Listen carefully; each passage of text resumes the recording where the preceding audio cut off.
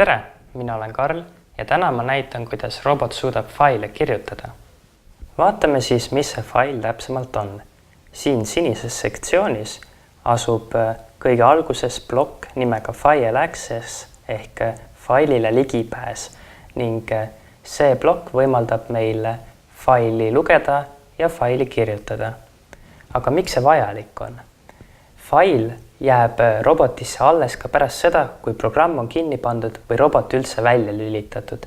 Ehk fail on viis infot salvestada robotisse niimoodi, et programm võib kinni minna ja me saame selle ikka kätte.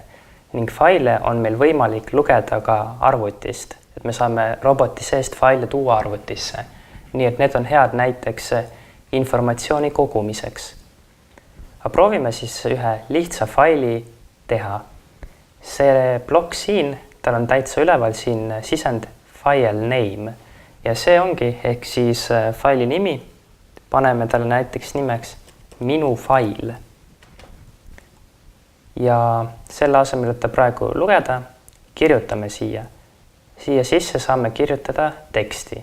Kirjutame siia näiteks tere ning iga kord, kui me kirjutame, see on siis uus rida. Ehk siis, kui ma nüüd kirjutan siia robot, siis see tekib uuele reale võrreldes sellega. Panen programmi käima ja robot teeb faili. Selleks, et faili kätte saada, läheme siia alla paremale, kus on meil info roboti kohta. Kõige alumine ikoon siin, brick information ehk klotsi teave. Kui me siia peale klikime, siis me saame siit ligi selle roboti mälule. See ikoon siin, kus on 3 ketost üksteise peal, Open Memory Browser, avabki meile siis akna, kus me saame roboti mälu näha.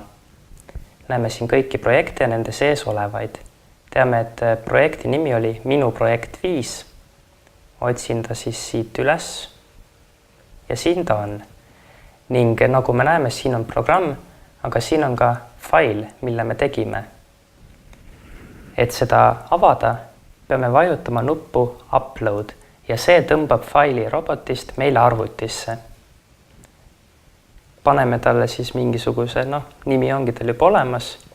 Võin lõppu lisada .txt, et saame ta tavalise tekstifailina avada. Ja nüüd, et faili avada, saame ta üles otsida. Ja siin ongi minu fail.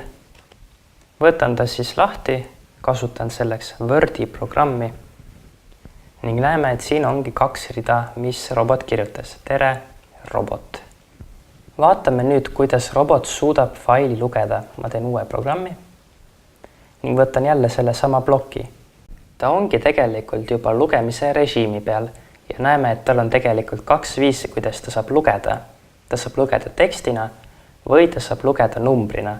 See on hea siis, kui sa oled faili sisse lihtsalt numbreid pannud, siis sa saad need numbrina ka välja lugeda. Panen siia oma faili nime, minu fail, ning proovime need 2 rida sealt välja lugeda. Ehk siis mul on see plokk juba olemas ja panen info ekraani peale.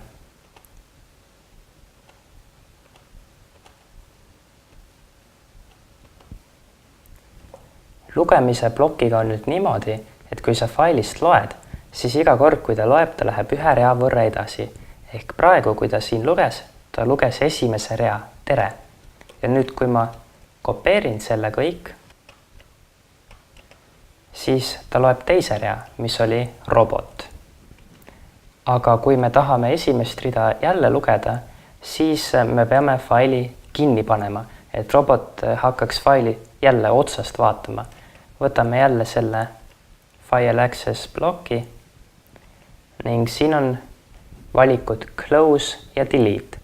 Delete kustutaks kogu faili ära, seda me ei taha, aga paneme lihtsalt Close.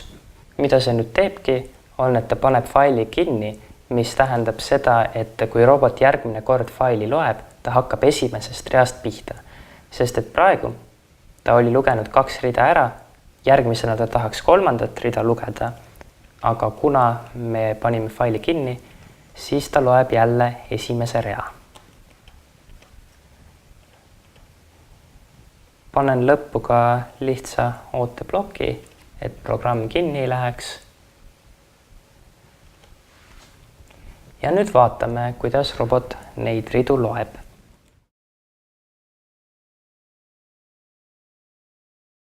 Vaatasime nüüd, kuidas robot saab faili kirjutada ja faili lugeda. Proovime nüüd seda kasutada millegi kasuliku jaoks. Ma teen uue programmi ning mis selle programmi eesmärk tuleb, on see, et iga kord, kui robot näeb midagi temast möödumas, siis ta logib faili üles selle aja, millal see juhtus. Selleks paneme siia loop ploki ning muidugi ooteploki, mis ootaks, kuni midagi robotil ette tuleb. Kasutan distantsiks 20 sentimeetrit ning panen ka teise ooteploki, mis ootaks seda, et takistus on ära läinud. See on selleks, et ühte sama asja mitu korda ei loeks. Ning siia paneme suurem või võrdne 20-ga. Nüüd siia vahele tulebki meie logimise kood.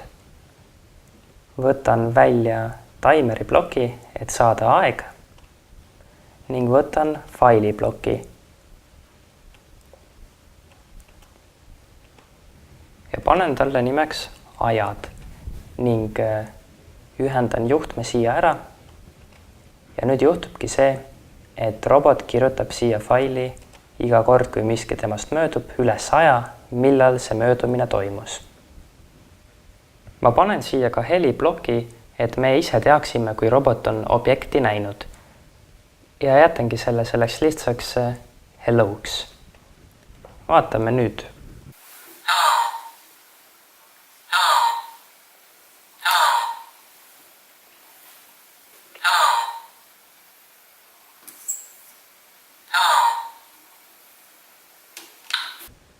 Vaatame nüüd seda faili, mille me just tegime.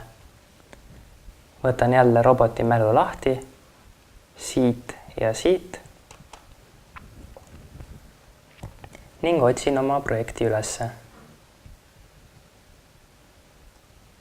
Siin ta on ning siin on meie fail. Panen selle faili oma arvutisse ning võtangi selle lahti.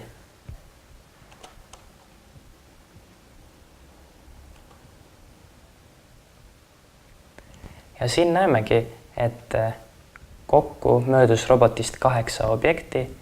Esimene möödus, kui programmi algusest oli möödas 13 sekundit. Järgmine siis 34, 37, 39 ja kõige viimane möödus, kui programmi algusest oli möödas 52 sekundit. Sellist programmi saab näiteks kasutada, et lugeda üle inimesed, kes klassiruumi sisse lähevad. Nüüd saad lahendada roboti väljakutse.